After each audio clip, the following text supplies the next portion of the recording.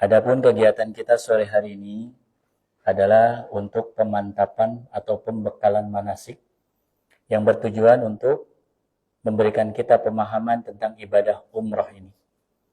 Karena dalam setiap ibadah yang Allah sudah tetapkan kepada kita atau yang Allah perintahkan kepada kita, semuanya itu harus dilakukan dengan ilmu. Ya. Sama seperti sholat, Bapak. Sholat kalau tanpa ilmu pasti akan tidak benar melaksanakannya. Ya. Contoh misalkan, sholat subuh berapa rakaat? 2 rakaat. Karena ingin pahala yang lebih besar, dia lakukan sholat subuhnya 3 rakaat. Salah atau benar? Salah ya. Sebaliknya, mungkin sholat zuhur ada yang melakukan 4 rakaat, tapi dia melakukan hanya 3 rakaat misalkan. Itu pun salah ya. Maka di sini sangat penting, setiap ibadah yang Allah tetapkan, setiap ibadah yang Allah perintahkan, tentu semuanya harus dilakukan dengan ilmu. Ya. Nah, di dalam sholat, ya, ilmu itu disebut dengan fikih sholat. Namun di dalam umrah ataupun haji, ilmu tersebut disebut dengan manasik. Ya. Sebenarnya sama ya. Sama-sama ilmu fikih. Jadi kalau di umrah ataupun haji adalah manasik sebutnya. Ya.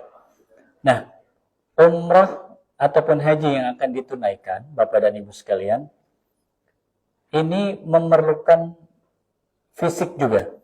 Selain ilmu, dia memerlukan fisik. Dan juga dia memerlukan harta. Ya. Nah, misalkan, ya, contoh misalkan sholat. Ya. Sholat itu kan ibadah fisik, Bu. Puasa itu ibadah fisik. Ya. Ada lagi sebuah ibadah yang Allah tentukan hanya mengeluarkan uangnya saja. Yaitu ibadah zakat. Ya. Hampir sekarang orang itu untuk mengeluarkan zakat bahkan fisiknya tidak perlu keluar, ya.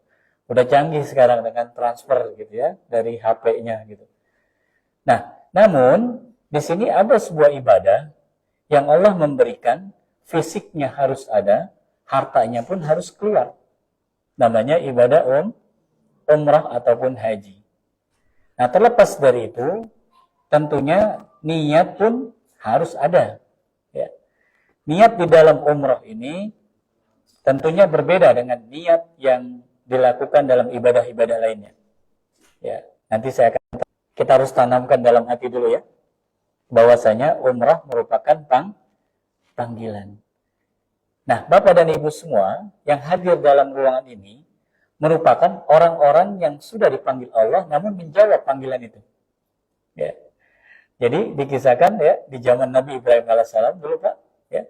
Di zaman Nabi Ibrahim itu, Nabi Ibrahim ketika mendirikan Ka'bah, selesai mendirikan Ka'bah, Nabi Ibrahim alaihissalam diminta oleh Allah untuk umumkan. Ya, umumkan kepada seluruh makhluk yang ada di bumi ini untuk datang ke Baitullah. Namun Nabi Ibrahim alaihissalam berkata kepada Allah, "Ya Allah, bagaimana caranya aku mengumumkan kepada semua makhluk yang ada di bumi ini sedangkan suaraku terbatas?" Apa kata Allah? Tidak penting engkau memikirkan sampai atau tidaknya, yang penting engkau umumkan saja. Panggil seluruh hambaku yang beriman untuk datang ke Baitullah. Jadi Nabi Ibrahim AS sudah panggil Pak, hambanya Allah yang beriman. Nah, adapun menjawab atau tidak, ini tergantung pribadi masing-masing. Ya, salah satu bukti Bapak dan Ibu semua yang hadir di sini adalah orang-orang yang menjawab panggilan Allah. Ya. Bagaimana cara menjawab panggilan Allah? Ini ada di surat Al-Imran. Allah katakan, "Walillahi 'alan nasi hijjul bait," kata Allah. Ya. Kata Allah, aku sudah berikan Ka'bah. Aku ciptakan Ka'bah. Silakan datang ke Ka'bah. Ya, silakan datang ke Ka'bah. Tapi kata Allah, aku ciptakan Ka'bah, aku panggil mereka, tapi ada di antara mereka yang tidak mau datang. Kecuali dia yang man istata'a ilai sabila. Man istata'a di sini, Bapak dan Ibu, adalah sebuah isyarat. Kata Allah, bagi mereka yang mau berusaha mampu. Kembali lagi ke umrah. Umrah merupakan ibadah yang menggabungkan 3 di dalamnya. Niatnya harus ada, Pak. Ya. Kedua, fisiknya harus berkorban. Ya. Baru dari Makassar, dari Bone, datang ke Tangerang saja sudah capek ya, Pak. Apalagi dilanjutkan langsung ke Jeddah. Jeddah ke Madinah, Madinah ke Mekah terus ya selama 11 hari. Nah, tentu fisiknya itu harus keluar, ya. Yang kedua, hartanya. Allah ingin menguji kepada Bapak dan Ibu sekalian. Apakah harta yang dikeluarkan ikhlas atau tidak? Ya. Saya tidak peduli berapa kecilnya atau berapa besarnya harta yang Bapak dan Ibu keluarkan, tapi tentunya di sini Allah sedang melihat Bapak dan Ibu semua sejauh mana Bapak dan Ibu ikhlas untuk mengeluarkan rezeki yang Allah berikan. Ya. Kadang Pak di Tangerang ini itu saya suka sedih Pak kalau ada orang mau umroh ya. Dari segala ekonominya dia kecukupan. Diberikan harta yang melimpah, rumah yang banyak. Ya. Anak-anak yang soleh dan soleha, usaha yang berkembang.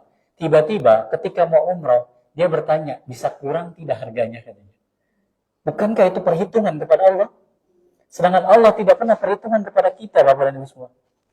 Allah berikan, coba kalau dihitung, berapa rezeki yang Allah berikan kepada kita. Sampai tidak ada yang mampu menghitung, Bapak dan Ibu.